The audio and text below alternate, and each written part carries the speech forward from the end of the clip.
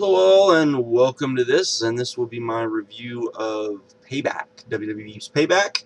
I guess the third pay-per-view now on the network. We had WrestleMania, we had Extreme Rules, and now we have Payback.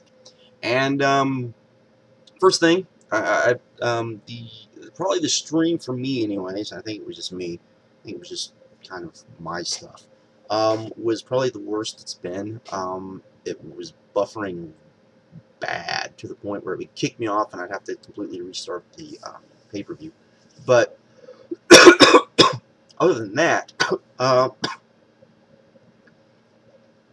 great pay-per-view. Very bad build-up to this pay-per-view. Really, they built it up as a one-match show, and you know, and it wasn't. It was actually pretty great wrestling-wise. But there was no reason why you would want to see this show, I don't think, unless you just had the network or you're just a diehard wrestling fan. And I really think that, for them to sell the network and on the fact of, okay, well, we're going to sell you on the fact that you get these pay-per-views for free, and you need to sell the fact that you need to see these pay-per-views. And while selling them as far as wrestling goes is a great and wondrous thing, hey, they make the shows much more enjoyable for me. You have to get hype about them. You have to get people hyped about them. I mean, most people going to the show were really debating on even if they wanted to watch this show. Even me, I was kind of like, do I really want to watch this? And I was like, I'll go ahead and watch it. I'd actually thought about watching it later tonight on In Demand and doing, maybe reading a book or doing something completely different. Because I just wasn't feeling this pay-per-view, and I don't think I was the only one. But pay-per-view was great. I didn't see the Hornswoggle Torito match. I saw the highlights. It was what it was, but from what I saw. But anyways, going from there, we started with Sheamus versus Cesaro, which was a really good match. Almost, I think, could have been a great match if they had not. It ended on a roll up, which isn't bad. And it wasn't a bad finish. It just the match was so good that it deserved a better finish than what we got. And I'm sure this is going to lead to something else down the line. We'll probably get a rematch, and maybe we'll get what this match should have been. I hope, because man, they were feeling, and the crowd tonight was really good. That always helps. So there we go. Then we got CODY RHODES and GOLDUST taking on RYBACK and AXEL. This was okay. It was pretty blah until probably the last minute, maybe 2 minutes. Then it got really good, and the crowd, it kind of sucks because you could tell the crowd really likes CODY and GOLDUST together to the point where it doesn't take very much for them to do something for people to get into a match with them. And I really think they got them thinking, I think that they got the crowd into thinking that they were going to win, and so they got into it. So, it kind of sucks that it looks like they're trying to break them up, and that I think that they are much better together. I think they really can do something. The Usos are good, and I think people really like their matches, and they usually put on really good matches, but I definitely think CODY and GOLDUST are the more over team, and that's usually who you want to have the belts on. So, but anyways. Then we had Rusev taking on Big E. This was basically a big man match. It still turned into a little short Rusev match. Both guys were beating the crap out of each other. Big E hit his spear through the ropes to the floor. Crazy bump that just always looks just insane, and you wonder if somebody's going to kill themselves. This was short but good. I always say that, sometimes a match doesn't need to be, 10, 15 minutes for it to be good. It can be 5 minutes and be just fine. And there we go. Then we were supposed to get Kofi Kingston taking on Bo Dallas. But Kane came out, interfered. Bo Dallas ran away. Kofi Kingston got killed. There you go. Supposedly because Kofi said something on Twitter about Kane, concerning Daniel Bryan. So, yeah. Anyways. Then we got Bad News Barrett taking on Rob Van Dam. This was pretty good. I would have thought it would have been a little better, but this was pretty good. I started off really kind of like the tag match. Started off really blah, and then it got really good, and I really liked the end of the match. So there you go.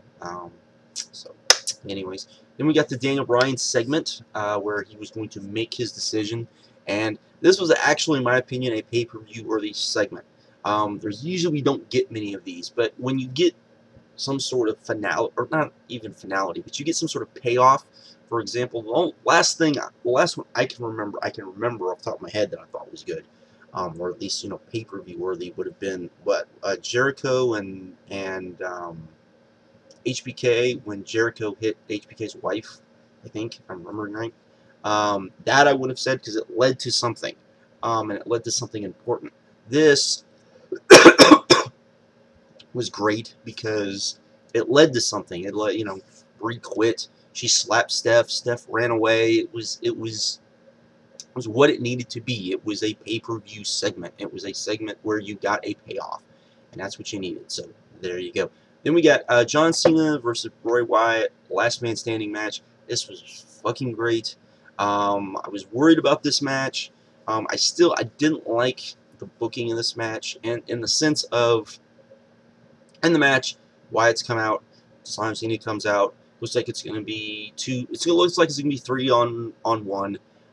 And to fix that, they bring out the Usos, and the Usos take the other 2 Wyatts to the back, and that's fine. I would have rather myself, just to try to put Bray over a little bit more, had Bray tell the other 2 to go to the back, and they could have had, well, probably not as good of a match, as far as, because you had some crazy spots, because you had the Usos out there and you had the other 2 out there, and they did some crazy stuff, a superplex on the tables and all sorts of crazy other stuff, which did add to the match by all means. But I think that it would have helped Bray more if he was out there by himself and he would have said, "Okay, John, we're going to do this by myself." I still think he should have went over, and he didn't, but that was okay. But man, this was freaking awesome. And even the stuff that they just did by themselves was freaking awesome. This was so much better than that disaster of a cage match that they had last month. And it's just so great. And definitely, this is a match you want to go out for your way to see. Good stuff. Just really good stuff. Then we got Paige versus Alicia Fox. It really sucks that, you know, they don't let Paige, you know, get herself over. They just basically send her out there, let her wrestle, and hope that she gets over, I guess. She doesn't get much mic time. She doesn't get to do her character. You know, I mean, none of that stuff. Like, even if she does the anti-diva thing, she can do the anti-diva thing by basically, you know, the mean pretty girls, and she's not a mean pretty girl, and so that, you know, she can do that aspect of it, and she still be face and do the anti-diva thing, but they don't even let her do that, so it's kind of sucked. Match was almost okay, but the crowd was just so not into it. It wasn't funny.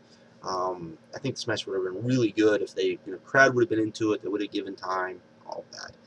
Then we got Evolution versus the Shield. 6-man, no holds barred, or what? Yeah, 6-man, no holds barred. Elimination match, and this was great, or almost great.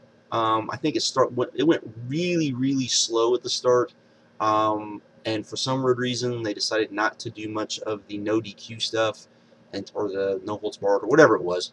At the start, you had the basic tags and all that stuff that I hate when they do matches like this.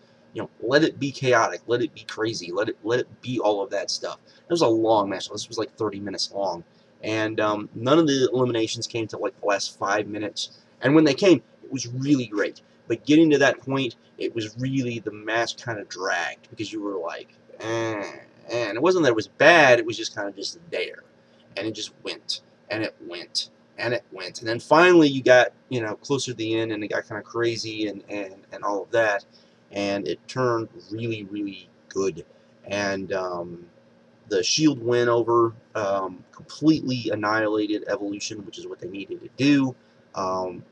Great match. You know, great pay-per-view, really fun pay-per-view. Crowd was good. A lot of good stuff on this show. Really, you had maybe one bad match, and that's, you know, that was the Divas match. Everything else was at least okay to great. You know, definitely worth your time to go out and see. I will say this, you know, after watching the NXT show, the after pay-per-view show thing was so much worse than the NXT one.